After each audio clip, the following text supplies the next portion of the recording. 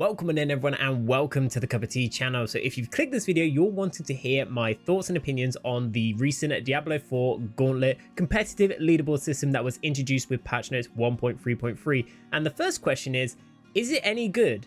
And my honest opinion is yes, this is actually a bit of content that I recommend anyone that is currently playing Diablo 4 to try out. If you're seeking to come back to try the Gauntlet, this is definitely going to be content where you're probably going to play it for a little bit and probably hold it off until season 4, very much like myself. But the time that I spent actually trying it out, yeah, I can see a lot of potential behind it. There are some good points behind the Gauntlet, but there are also some topics which I want to raise in this video in terms of areas where I feel like they could make some tweaks or improvements overall. But definitely this is a good start in terms of an actual competitive leaderboard system. So what you're watching right now is actually my first attempt on my Barbarian trying out the Gauntlet. Just bear in mind that my character, although level 100, I haven't actually maxed out my glyphs. They're around level 19 to 20. I don't have any Uber uniques equipped, and furthermore in terms of the Seneschal, I don't have the Uber governing stones either, so I am missing out on quite a lot of bonuses and damage. However, the good news is the Gauntlet is the equivalent of a level 70 tier nightmare dungeon, and what that means is you're not having to actually seek out to maximize your gear by collecting those Uber uniques or anything like that. In fact, Wigido, another Diablo 4 player and content creator for the game, actually proved this by hitting rank 1 without actually having any Uber uniques equipped. And furthermore, with it being a tier 70 dungeon, damage is not all of the priority here.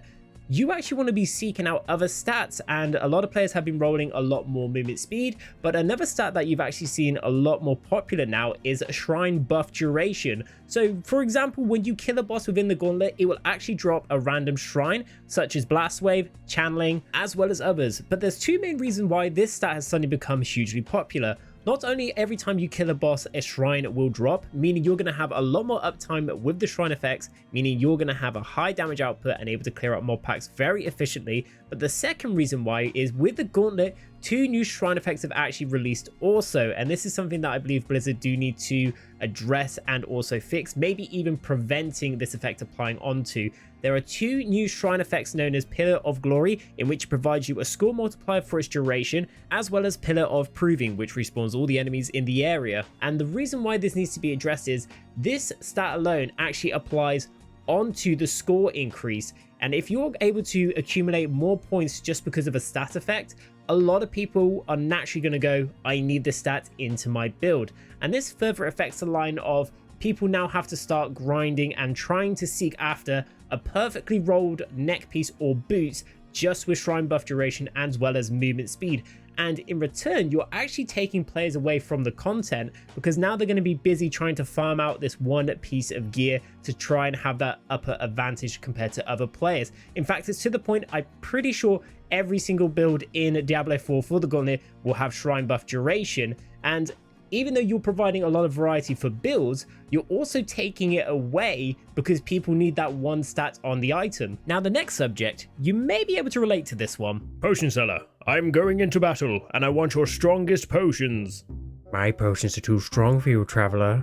But you don't even have the materials! So players may or may not know this, but you can actually use elixirs within the Gauntlet. Elixirs are going to provide you with a temporary buff, whether that be more overpowered damage, crit chance, more resistances, or even cooldown reduction on your evade, so you're actually able to mobilize around the Gauntlet more efficiently. Now, this may seem like an advantage over other players, which is fair enough, but the issue is actually when using elixirs, how are you obtaining them?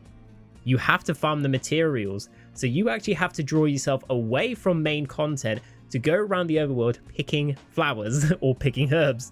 And I think the majority of players don't really want to be doing that. And that may seem like a temporary thing for the week, but don't forget, the Gauntlet is going to be resetting every week, and the amount of elixirs you're going to be consuming and getting through, you're going to have to be spending a lot of time farming resources, which I don't think is the main aspect of Diablo. So I think a solution for this would actually to be removing the ability of using elixirs within the Gauntlet. That way, people are actually spending more time enjoying the content that they want to be playing rather than resource managing.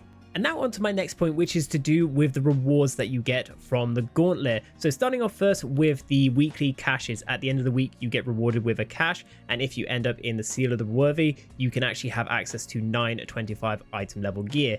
And this may not seem like much of an upgrade, of course, because most people are already maxed out in gear. They got the items that they need, so this doesn't really seem that rewarding.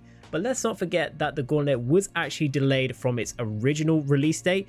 If this was released a lot more earlier and people were still farming for their gear, this would have been very desired. And let's not forget, with season 4 coming along the way, this is where we're going to actually receive our large itemization revamp. So items are actually going to be working very differently, and we'll obviously have some more news upon that in a future campfire video.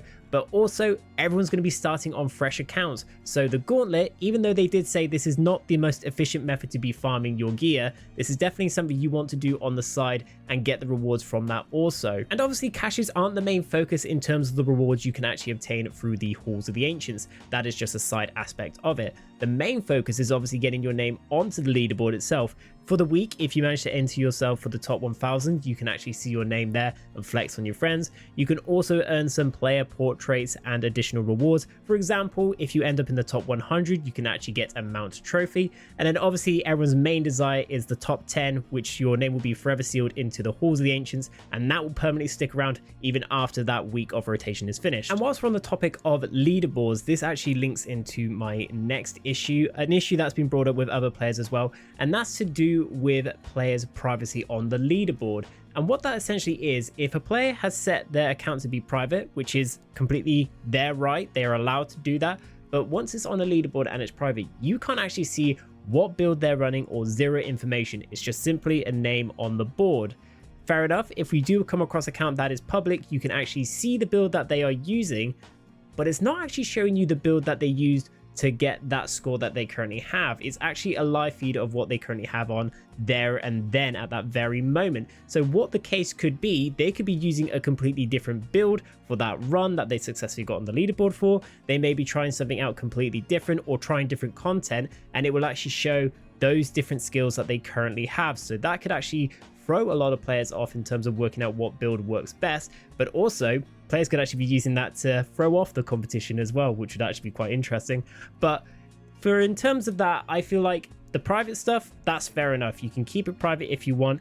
Shame that we can't actually inspect it, but for the actual leaderboard display, it should show what build they used for that specific run and keep it like that and not change it. Now, I don't want to make this video too long-winded, so I actually want to just cover this last section as a whole, and that's to do with quality of life changes within the Gauntlet. What changes that could be applied to actually improve the overall experience for the players to make it a lot more enjoyable. And my first topic is actually to do with the time limit. I find 8 minutes to be such an awkward time. I feel like it's just a bit too long for an event such as this, like a time trial for 8 minutes. I would say it would make a lot more sense to have maybe a 5-minute timer, or every week actually change up how long you actually have to complete. Maybe make like a crazy 3-minute one where you have to literally blitz it through as fast as you can with the highest mob density, or the next week, you know, 5 minutes with a bit more spaced out, more boss placements per se. That way you actually add a bit of flavor and variety to that. Next is to do with object interaction, and I've called it this because it actually covers multiple sections within the Gauntlet. The first one I want to address is to do with keys. So as you're going through the Gauntlet and you look on your minimap, certain mobs are actually indicated with an icon. If you defeat these certain mobs, they will actually drop a key. These keys then can be used onto chests to earn some additional points, but actually collecting them is a little bit tedious. So rather than simply running over the key and automatically picking it up, even though they do have an icon showing you you've picked up this many keys so it's easy to keep track of, you actually have to manually select the key that's on the ground. And when you're having to run through mobs and trying to collect those items at the same time, it can really interrupt the flow and the actual style of the Gauntlet itself. So that's something where I feel like they just need to change to be an automatic pickup. And speaking of which, with chests, as you unlock them, these will drop orbs for additional points. But rather than being similar to when you defeat bosses and it automatically collects, you actually have to run over these also to collect them. And again, this is kind of interrupting the flow once again. You're having to go out your pathway, and if you may have like brushed upon it but it didn't count as collecting, you have to waste a little bit more time going back to collect it. So that's again something that should just work very similar to how you earn your points from killing bosses as well. So whilst those two objects are to do with how you interact with it, these next two object points is actually to do with them interrupting your runs. So the first one is actually to do with your pylons. As you slay bosses, it will spawn a pylon, but those pylons don't actually despawn. They will actually stay in the game and work as an actual object, meaning you could actually potentially block a doorway because you may have slayed too many bosses at that entrance, worst case scenario. But it's one of those, again, something that once it's used, it should be after 5 seconds, just disperse, disappear, be out the way, basically let our path be super clear so we're not actually having to work around an unfortunate mechanic if it does interrupt a run. But furthermore as well, to do with mob affixes. So perfectly fine with most of the mob affixes in itself. Most of them is more, if you walk into it, that's your fault, you're punished, you lose some time. But the waller affix, where it brings up the stone wall, if that gets in the way and you don't have a transversability where you can actually path through it, you kind of have to waste time at waiting or find an alternate route. And that's just more something that, again, is just making the whole experience more frustrating. That's not really a punishment because you walked into something. It's just more, haha, I spawned something in front of you, you wasted time. It's like, that's not really, if people are pushing for actual competitive times, that's not going to be something that they're going to really enjoy in itself. So for that affix alone, I would say remove that, but keep the remainder ones in. And here's where I actually want to implement my own ideas in terms of what to add to the Gauntlet to actually make it even more interesting. And the first point is actually ghost runs. And what I mean by that is not following or replicating the #1 player exactly what they did with their build and their run, what you did with your best run. So it would actually replicate like a spectral form of yourself going through it. Obviously, it doesn't interact with the monsters that are there in your actual live run, but you can actually kind of test yourself, see how you moved, the position you went, and it can actually help you educate yourself in terms of what you could do a lot better for your runs. Maybe your pathing in terms of cutting corners, when to use your abilities, how you pack mobs together. That would actually be something really cool to see implemented into the game, but I don't know how complicated that would actually be to do for a lot of players, obviously, that play Diablo. And in addition, what I thought would be kind of cool to add as well is almost like a map planner. So whilst you're outside of the Gauntlet, where you see the whole leaderboard system, there's a little interaction icon where you see the current map layout. You can actually pinpoint and plan, even draw out how you want to path it. And then on your mini map, it kind of gives you that outline right there and then. So you're still planning towards it and everything like that, and that's your interaction. It's not something that you display out to other players and that, but that's something you can actually theory craft together in that, and that could actually help complement how you set up your builds, what gear you're using, and everything like that as well. All in all though, the Gauntlet is definitely going to appeal to a handful of Diablo 4 players, specifically the ones that actually enjoy that competitive element of gameplay. If you're more the casual player or taking a small break from Diablo 4, it's definitely a bit of content that I would recommend hopping online for, giving it 1 or 2 tries and finding out for yourself if this is actually appealing to yourself. For me, I actually did enjoy trying it out a couple of times, but I'm definitely going to hold out until season 4 where I can actually properly experience it from the get-go. But for now,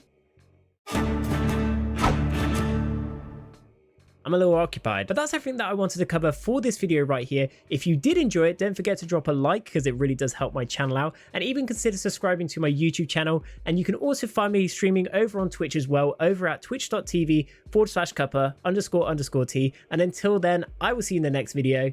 Take care.